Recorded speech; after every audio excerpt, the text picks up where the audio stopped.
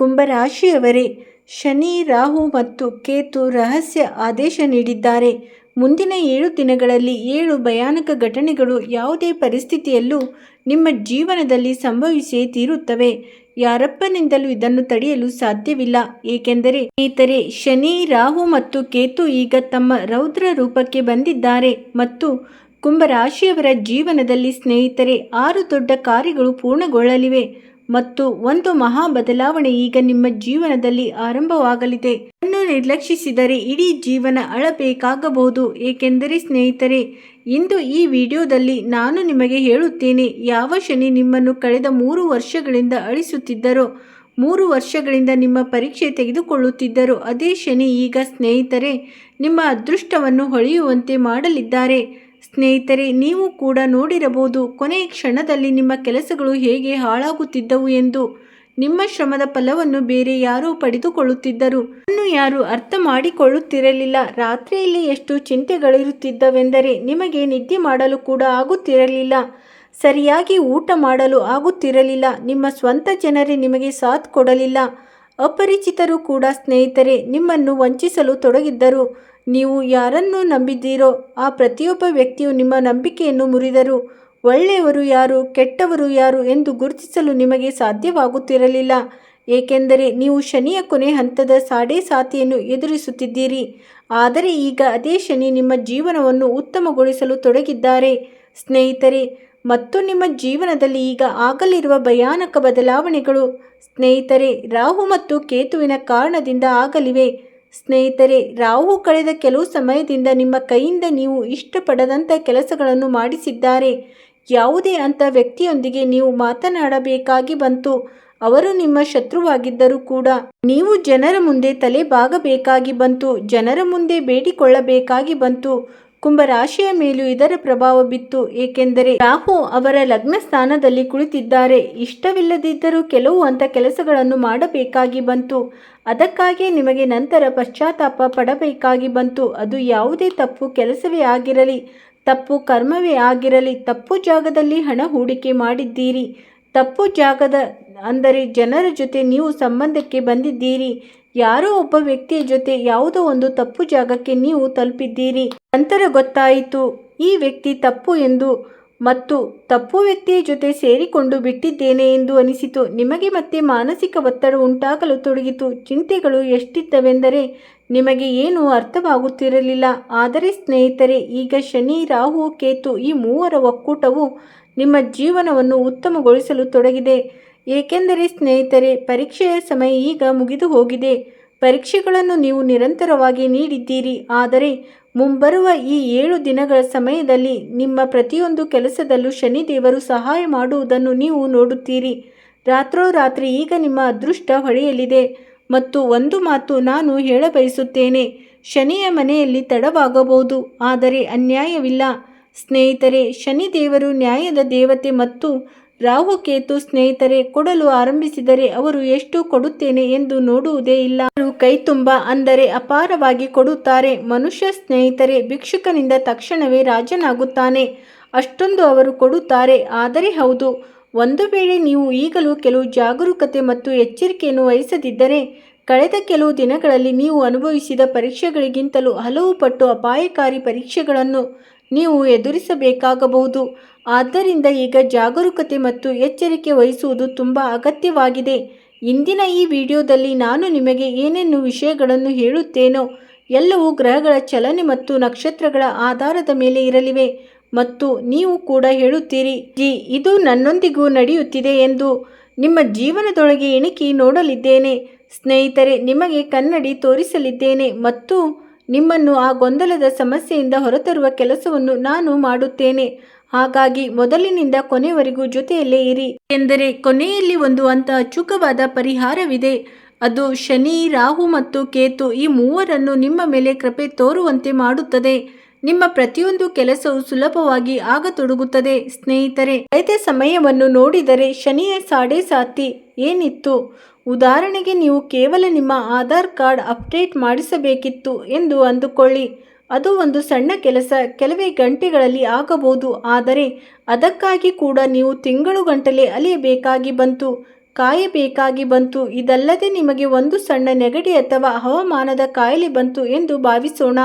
ನೆಗಡಿ ಕೆಮ್ಮು ಆಯಿತು. ಅದು ಕೇವಲ ಕೆಲವು ಮಾತ್ರೆಯ ಔಷಧಿ ಅಥವಾ ಮನೆಮದ್ದುಗಳಿಂದ ಗುಣವಾಗುತ್ತದೆ. ಆದರೆ ಅದಕ್ಕಾಗಿ ಕೂಡ ನೀವು ಹಲವು ದಿನಗಳವರೆಗೆ ಮಾತ್ರೆಯ ಔಷಧಿಗಳನ್ನು ತೆಗೆದುಕೊಳ್ಳಬೇಕಾಗಿ ಬಂತು. ಹಲವು ದಿನಗಳವರೆಗೆ ನಿಮ್ಮ ಕೆಲಸದಲ್ಲಿ ಮನಸ್ಸು ಕೂಡ ತೊಡಗಲಿಲ್ಲ. ಏಕೆಂದರೆ ಶನಿಯ ಸಾಡೆ ಇಳಿಯುವಾಗ ಪ್ರತಿಯೊಂದು ಕೆಲಸವು ನಿಧಾನವಾಗುತ್ತದೆ. ಇದು ಕೇವಲ ಒಂದು ಉದಾಹರಣೆಯಾಗಿತ್ತು. ನಿಮ್ಮ ಜೀವನದ ಪ್ರತಿಯೊಂದು ಕೆಲಸದಲ್ಲೂ ನೀವು ಗಮನಿಸಿರಬಹುದು, ತಲೆಯಿಂದ ಪಾದದವರೆಗೆ ಸಂಪೂರ್ಣ ಶಕ್ತಿ ಹಾಕಬೇಕಾಗಿ ಬರುತ್ತಿತ್ತು. ಅದೇ ರೀತಿ ರಾಹುವಿನ ವಿಷಯಕ್ಕೆ ಬಂದರೆ, ಕಳೆದ ಕೆಲವು ಸಮಯದಿಂದ ನೀವು ತಪ್ಪು ಜನರಿಗೆ ಗೌರವ ಕೊಡುತ್ತಿದ್ದೀರಿ ಎಂಬುದು ನೀವು ಅನುಭವಿಸಿರಬಹುದು. ತಪ್ಪು ಜನರನ್ನು ನೀವು ಪ್ರೀತಿಸಿದ್ದೀರಿ. ತಪ್ಪು ಜನರ ಮೇಲೆ ನೀವು ನಿರೀಕ್ಷೆಗಳನ್ನು ಇಟ್ಟುಕೊಂಡಿದ್ದೀರಿ. ಸ್ನೇಹಿತರೆ, ಇದೇ ನಡೆದಿದೆ. ಯಾರ ಜೊತೆ? ಕುಂಭರಾಶಿಯವರ ಜೊತೆ ಇದೇ ನಡೆದಿದೆ. ತಪ್ಪು ಕೆಲಸಗಳಲ್ಲಿ ತೊಡಗಿಸಿಕೊಳ್ಳುತ್ತಾರೆ. ಎಲ್ಲಿ ಶ್ರಮ ಹಾಕಬೇಕಿತ್ತೋ ಅಲ್ಲಿ ಶ್ರಮ ಹಾಕಲಿಲ್ಲ. ಮತ್ತು ಸ್ನೇಹಿತರೆ, ಎಲ್ಲಿ ನೀವು ದೂರವಿರಬೇಕಿತ್ತೋ ಅಲ್ಲಿ ನೀವು ಅತ್ಯಂತ ಹೆಚ್ಚು ಸಮಯ ನೀಡಿದ್ದೀರಿ. ಯಾರೋ ಒಬ್ಬ ತಪ್ಪು ವ್ಯಕ್ತಿಯ ಸಹವಾಸಕ್ಕೆ ನೀವು ಬಂದಿದ್ದೀರಿ. ಯಾರು ನಿಮ್ಮ ಜೀವನವನ್ನು, ಅಂದರೆ ಕುಂಭರಾಶಿಯನ್ನು ಸಂಪೂರ್ಣವಾಗಿ ಸ್ನೇಹಿತರೆ ಕೆಳಗೆ ಬೀಳಿಸಿದರು. ಚಿಂತೆಗಳು ಹೆಚ್ಚಾದವು. ರಾತ್ರಿ ನಿದ್ದೆ ಬರಲಿಲ್ಲ. ಅಪಾರ ಕೆಲಸಗಳ ಮೇಲೆ ಗಮನ ಹರಿಸಲು ಸಾಧ್ಯವಾಗಲಿಲ್ಲ. ಕೇವಲ ಜವಾಬ್ದಾರಿಗಳಲ್ಲಿ ಸಿಲುಕಿಕೊಂಡು ಬಿಟ್ಟರು. ಕುಂಭರಾಶಿಯವರು ತಮ್ಮ ಕನಸುಗಳ ಗಂಟಲನ್ನು ಹಿಚ್ಚಿಕೊಂಡರು. ತಮ್ಮ ಆಸೆಗಳನ್ನು ಸಾಯಿಸಿಕೊಂಡರು ಮತ್ತು ಕೇವಲ ಕತ್ತೆಯಂತೆ ಜೀವನ ನಡೆಸುತ್ತಾ ಸಾಗಿದರು. ಯೋಚಿಸುತ್ತಿದ್ದರು, ಯಾವುದೋ ಒಂದು ದಿನ ನನ್ನ ಒಳ್ಳೆಯ ಸಮಯ ಖಂಡಿತ ಬರುತ್ತದೆ ಎಂದು. ಆದರೆ ಸ್ನೇಹಿತರೆ, ಹೇಳುತ್ತಾರಲ್ಲ, ದೇವರ ಮನೆಯಲ್ಲಿ ತಡವಾಗಬಹುದು ಆದರೆ ಅನ್ಯಾಯವಿಲ್ಲ ಎಂದು. ಹಾಗಾಗಿ ಅದೇ ವಿಷಯ ಈಗ ಕುಂಭರಾಶಿಯವರ ಜೊತೆ ನಡೆಯುತ್ತಿದೆ. ಸ್ನೇಹಿತರೆ, ನೀವು ತುಂಬಾ ಶಕ್ತಿಶಾಲಿಗಳು. ನಿಮ್ಮೊಳಗೆ ಆತ್ಮವಿಶ್ವಾಸ ಇದೆ. ಸ್ನೇಹಿತರೆ, ನೀವು ಅಂತ ಒಂದು ರಾಶಿಗೆ ಸೇರಿದವರು. ನಿಮ್ಮದು ಶನಿದೇವರ ರಾಶಿಯಾಗಿದೆ. ಮತ್ತು ಸ್ನೇಹಿತರೆ, ನೀವು ಸಂಪೂರ್ಣವಾಗಿ ಮಣ್ಣಿನಲ್ಲಿ ಲೀನವಾದರೂ ಕೂಡ ಅಲ್ಲಿಂದ ಹೊರಗೆ ಬರಲಿದ್ದೀರಿ. ಸ್ನೇಹಿತರೆ, ಆದರೂ ಅಲ್ಲಿಂದ ಹೊರಗೆ ಬರುವಂಥ ಛಲವನ್ನು ನೀವು ಹೊಂದಿದ್ದೀರಿ. ಎಲ್ಲವೂ ಮುಗಿದು ಹೋದರೂ ಕೂಡ ಕುಂಭರಾಶಿ ಮತ್ತೆ ಮರುಜನ್ಮ ಪಡೆಯುತ್ತದೆ. ಕುಂಭರಾಶಿಯ ಬಗ್ಗೆ ಹೇಳಲಾಗುತ್ತದೆ, ಒಂದೇ ಜೀವನದಲ್ಲಿ ಹಲವು ಬಾರಿ ಅವರ ಜನ್ಮವಾಗುತ್ತದೆ ಎಂದು ಕುಂಭರಾಶಿಯ ಬಗ್ಗೆ ಹೇಳಲಾಗುತ್ತದೆ. ಹಾಗಾದರೆ ಯಾವ ಸಂತೋಷಗಳು ಸಿಗಲಿವೆ? ಯಾವ ಮುನ್ನೆಚ್ಚರಿಕೆ ವಹಿಸಬೇಕು? ಮತ್ತು ಹೇಗೆ ಕುಂಭರಾಶಿಯವರು ಶನಿ, ರಾಹು, ಕೇತುವಿನ ಈ 3 ಮಾಯಾಜಾಲದಿಂದ ಹೊರಬರಬೇಕು? ಎಲ್ಲ ವಿಷಯಗಳನ್ನು ನಾನು ಹೇಳುತ್ತೇನೆ. ನೋಡಿ ಗೆಳೆಯರೇ, ಗ್ರಹಗಳ ವಿಷಯದಲ್ಲಿ ಏನಾಗುತ್ತದೆ ಎಂದರೆ, ಸಾಮಾನ್ಯವಾಗಿ ಮನುಷ್ಯ ಶನಿ, ರಾಹು, ಕೇತುವಿನ ಹೆಸರು ಕೇಳಿದ ತಕ್ಷಣವೇ ಹೆದರಿಬಿಡುತ್ತಾನೆ. ಆದರೆ ಖಂಡಿತವಾಗಿಯೂ ನೀವು ಹೆದರಬೇಕಿಲ್ಲ. ಏಕೆಂದರೆ ಈ ಮೂವರಲ್ಲಿ ನಿಮ್ಮನ್ನು ಭಿಕ್ಷುಕನಿಂದ ರಾಜನನ್ನಾಗಿ ಮಾಡಬಲ್ಲ ಶಕ್ತಿ ಇದೆ. ಇವೇ ಆ 3 ಗ್ರಹಗಳು. ಸ್ನೇಹಿತರೆ, ನೀವು ಹೀಗೆ ತಿಳಿದುಕೊಳ್ಳಿ, ನಿಮ್ಮನ್ನು ಸಂಕಷ್ಟದಿಂದಲೂ ಹೊರಗೆ ತರುವಂಥ ಕೆಲಸವನ್ನು ಮಾಡುತ್ತವೆ. ಸಾಯುತ್ತಿರುವವರನ್ನು ಎಬ್ಬಿಸುವ ಕೆಲಸವನ್ನು ಮಾಡುತ್ತವೆ. ಭಿಕ್ಷುಕನನ್ನು ಕೂಡ ರಾಜನನ್ನಾಗಿ ಮಾಡುವ ಕೆಲಸವನ್ನು ಮಾಡುತ್ತವೆ. ಇವೇ ಆ 3. ಮತ್ತು ಇಂಥ 3 ಗ್ರಹಗಳು ರಾಜನನ್ನು ಕೂಡ ಮಣ್ಣು ಮುಕ್ಕಿಸಬಲ್ಲವು, ಅದು ಕೂಡ ರಾತ್ರೋರಾತ್ರಿ. ಹಾಗಾಗಿ ವ್ಯತ್ಯಾಸ ಕೇವಲ ಇಷ್ಟೇ ಸ್ನೇಹಿತರೆ, ನೀವು ಇವರನ್ನು ಸಕಾರಾತ್ಮಕವಾಗಿ ಮಾಡಿಕೊಳ್ಳಬೇಕು. ಒಂದು ವೇಳೆ ಇವರನ್ನು ಸಕಾರಾತ್ಮಕವಾಗಿ ಮಾಡಿಕೊಂಡರೆ ಇವರು ನಿಮ್ಮ ಪರವಾಗಿ ಕೆಲಸ ಮಾಡುತ್ತಾರೆ. ಆದರೆ ಈಗ ಏನಾಗುತ್ತಿದೆ ಎಂದರೆ, ಕುಂಭರಾಶಿ ಎಷ್ಟು ಗೊಂದಲದಲ್ಲಿದೆ ಎಂದರೆ, ಇವರಿಗೆ ಶತ್ರುಗಳು ಕೂಡ ತುಂಬಾ ಇದ್ದಾರೆ. ಎಷ್ಟರ ಮಟ್ಟಿಗೆ ಎಂದರೆ, ನಿಮ್ಮ ಸ್ವಂತ ಮನೆಯಲ್ಲೇ ನಿಮ್ಮನ್ನು ನೋಡಿ ಹೊಟ್ಟೆ ಕಿಚ್ಚು ಪಡುವವರು ಇರುತ್ತಾರೆ. ನಿಮ್ಮ ಸುತ್ತಮುತ್ತಲಿನವರ ಬಗ್ಗೆ ಹೇಳುವುದಾದರೆ, ಅಥವಾ ಸ್ನೇಹಿತರ ಬಗ್ಗೆ ಹೇಳುವುದಾದರೆ, ಅಥವಾ ಸಂಬಂಧಿಕರ ಬಗ್ಗೆ ಹೇಳುವುದಾದರೆ, ಯಾರೂ ಯಾವುದೇ ಕಸರತ್ತು ಬಾಕಿ ಉಳಿಸಿಲ್ಲ. ಎಲ್ಲ ಜನರು ಸ್ನೇಹಿತರೆ ನಿಮ್ಮನ್ನು ಕೆಳಗೆ ಬೀಳಿಸುವುದರಲ್ಲೇ ನಿರತರಾಗಿದ್ದಾರೆ. ಮತ್ತು ನೀವು ಕೂಡ ಇದನ್ನು ಗಮನಿಸಿರಬಹುದು. ನೀವು ಯಾವ ವ್ಯಕ್ತಿಗೆ ತನು, ಮನ, ಧನ ಎಲ್ಲವನ್ನು ಕೊಟ್ಟು, ಹೌದು, ತನು, ಮನ, ಧನ ಅಷ್ಟೇ ಏಕೆ, ಸಮಯ ಸೇರಿದಂತೆ ಎಲ್ಲವನ್ನು ಕೊಟ್ಟು ಯಾರಿಗೆ ಸಹಾಯ ಮಾಡುತ್ತೀರೋ ಅದೇ ವ್ಯಕ್ತಿ ನಿಮ್ಮ ಗೋರಿ ತೋಡುವುದರಲ್ಲಿ ನಿರತನಾಗಿರುತ್ತಾನೆ. ಸ್ನೇಹಿತರೆ, ಇದನ್ನು ನೀವು ಗಮನಿಸಿರಬಹುದು. ನಿಮ್ಮವರಿಗೆ ಮಾಡಿ ಅಥವಾ ಅಪರಿಚಿತರಿಗೆ ಮಾಡಿ, ಇದೇ ನಿಮ್ಮ ಜೀವನವಾಗಿದೆ. ಮತ್ತು ಸ್ನೇಹಿತರೆ, ಇದೇ ಕಾರಣದಿಂದ ಏನಾಗುತ್ತದೆ ಎಂದರೆ, ನೀವು ಯಾವಾಗಲೂ ಹಿಂದೆ ಉಳಿದು ಬಿಡುತ್ತೀರಿ. ನೀವು ನಿಮ್ಮ ಕನಸುಗಳ, ನಿಮ್ಮ ಆಸೆಗಳ ಗಂಟಲನ್ನು ಹಿಗ್ಗುತ್ತೀರಿ. ಯಾರಿಗಾಗಿ? ನಿಮ್ಮವರಿಗಾಗಿ, ಜವಾಬ್ದಾರಿಗಳನ್ನು ನಿಭಾಯಿಸುವುದಕ್ಕಾಗಿ. ಆದರೆ ಅದೇ ನಿಮ್ಮವರು ನಿಮ್ಮ ಜೀವನದಲ್ಲಿ ಅಂತ ಒಂದು ಸಮಯ ಬಂದಾಗ, ಅಂದರೆ ಕೆಟ್ಟ ಸಮಯ ಬಂದಾಗ ಅವರು ನಿಮ್ಮಿಂದ ದೂರವಾಗಿ ಬಿಡುತ್ತಾರೆ. ಬದಲಾಗಿ ಅವರ ಕಾರಣದಿಂದಲೇ ನಿಮ್ಮ ಜೀವನದಲ್ಲಿ ಕೆಟ್ಟ ಸಮಯ ಬರುತ್ತದೆ. ಕೆಟ್ಟವರು ನಿಮ್ಮಿಂದ ದೂರವಾಗುತ್ತಾರೆ, ಬದಲಿಗೆ ಅವರಿಂದಲೇ ನಿಮ್ಮ ಜೀವನದಲ್ಲಿ ಕೆಟ್ಟ ಸಮಯ ಬರುತ್ತದೆ. ನೀವು ನಿಮ್ಮ ಕನಸುಗಳನ್ನು ನನಸಾಗಿಸಲು ಸಾಧ್ಯವಾಗುತ್ತಿಲ್ಲ. ಹಾಗಾಗಿ ರಾಶಿ ಎಂದು ಹೇಳುವ ತಾತ್ಪರ್ಯವೇನೆಂದರೆ, ಈ ಸಮಯವು ಈಗ ಏನಾದರೂ ದೊಡ್ಡದನ್ನು ಸಾಧಿಸುವ ಸಮಯವಾಗಿದೆ. ನೀವು ದೊಡ್ಡದನ್ನು ಮಾಡುವ ಸಮಯ ಬಂದಿದೆ. ಹಾಗಾದರೆ ಬನ್ನಿ, ಯಾವುದೇ ತಡವಿಲ್ಲದೆ ವಿಡಿಯೋವನ್ನು ಪ್ರಾರಂಭಿಸುತ್ತೇನೆ. ಆದರೆ ನಾನು ನಿಮಗೆ ಹೇಳಿರುವುದು ನಿಮ್ಮ ಜೀವನಕ್ಕೆ ಸಂಬಂಧಿಸಿದೆಯೋ ಇಲ್ಲ ಎಂಬುದನ್ನು ನನಗೆ ತಿಳಿಸಿ.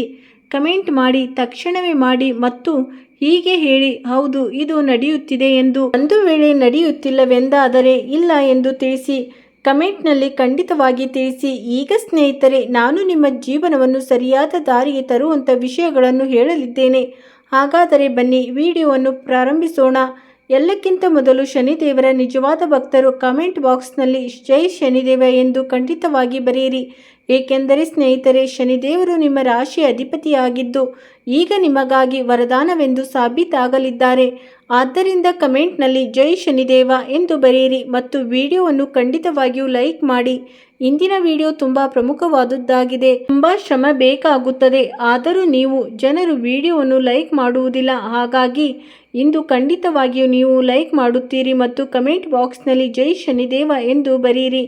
ಮತ್ತು ಒಂದು ವೇಳೆ ನಿಮಗೆ ಏನಾದರೂ ಸಮಸ್ಯೆ ಇದ್ದು ಅದರಿಂದ ಹೊರಬರಲು ಸಾಧ್ಯವಾಗುತ್ತಿಲ್ಲವೆಂದಾದರೆ, ತುಂಬ ದಿನಗಳಿಂದ ಹೋರಾಟ ನಡೆಸುತ್ತಿದ್ದರೆ ಯಾವುದೇ ಆಸರೆ ಸಿಗುತ್ತಿಲ್ಲ ಎಂದಾದರೆ, ಸ್ನೇಹಿತರೆ ನೀವು ಏಟು ತಿಂದಿದ್ದರೆ ಹಾಗಾದರೆ ಏನು ಮಾಡಬೇಕು? ಕಮೆಂಟ್ ಮಾಡಬೇಕು. ಸಮಸ್ಯೆಗಳನ್ನು ಕಮೆಂಟ್ನಲ್ಲಿ ನನಗೆ ತಿಳಿಸಿ. ಸಂಪೂರ್ಣವಾಗಿ ನಿಶ್ಚಿಂತರಾಗಿರಿ. ನಿಮ್ಮ ಮಾಹಿತಿಯನ್ನು ರಹಸ್ಯವಾಗಿಡಲಾಗುವುದು.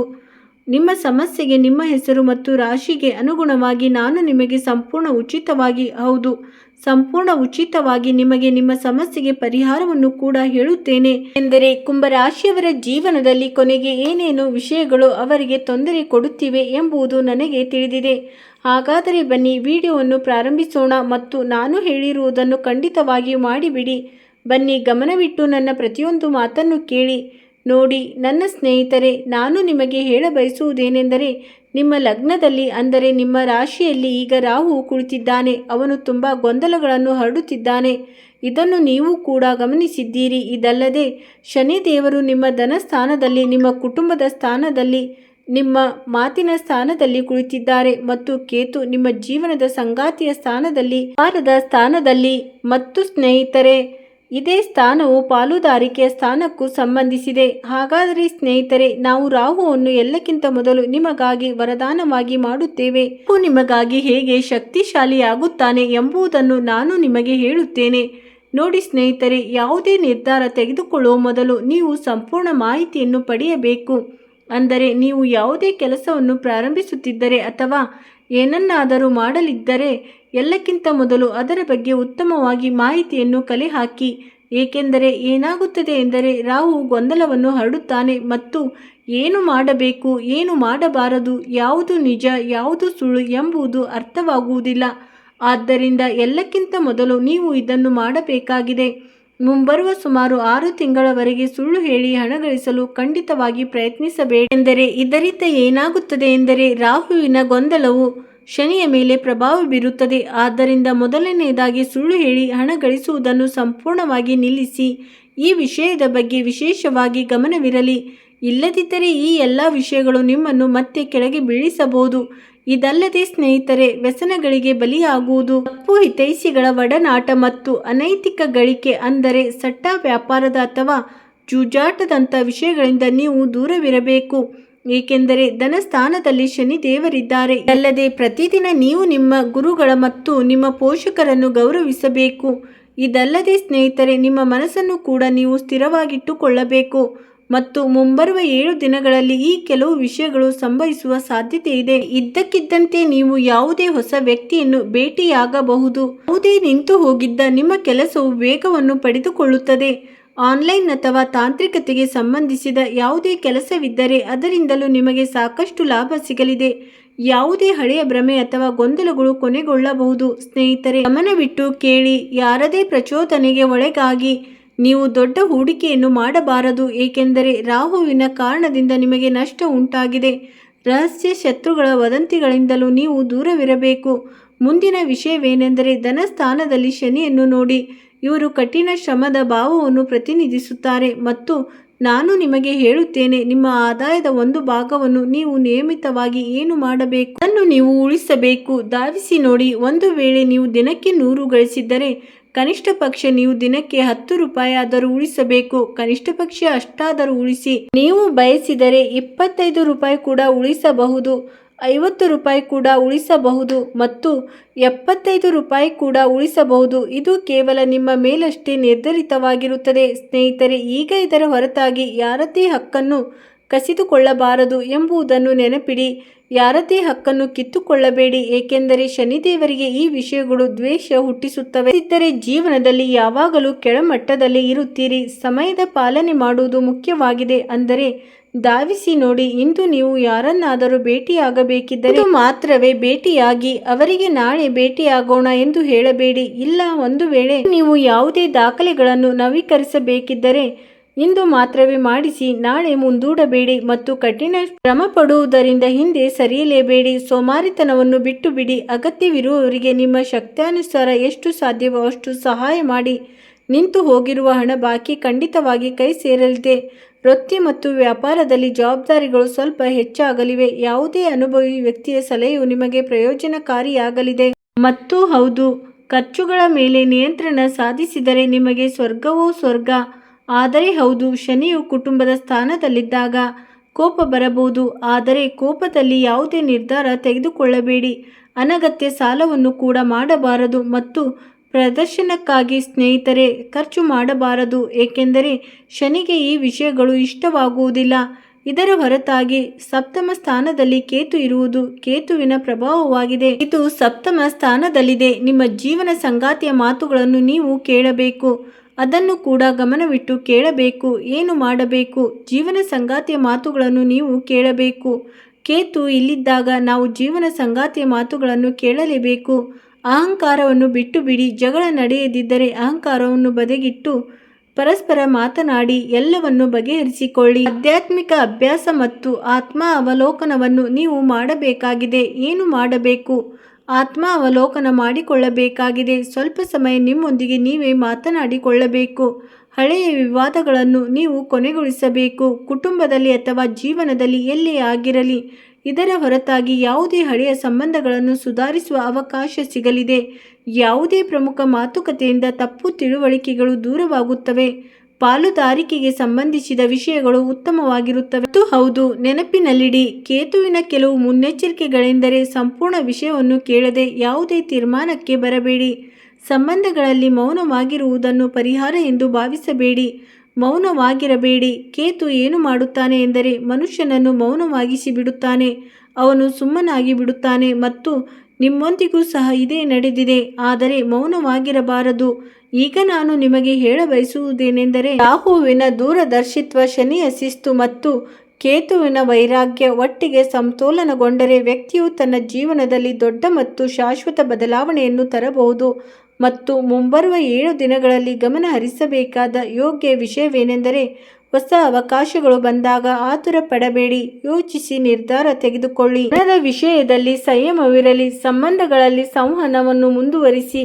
ಹಾಗಾದರೆ ಇಂದಿನ ವಿಡಿಯೋದಲ್ಲಿ ಸ್ನೇಹಿತರೆ ಇಷ್ಟೇ ಸಾಕು. ನಿಮಗೆ ಒಳ್ಳೆಯದಾಗಲಿ. ಸ್ನೇಹಿತರೆ, ವಿಡಿಯೋ ನೋಡಿದ್ದಕ್ಕಾಗಿ ಧನ್ಯವಾದಗಳು.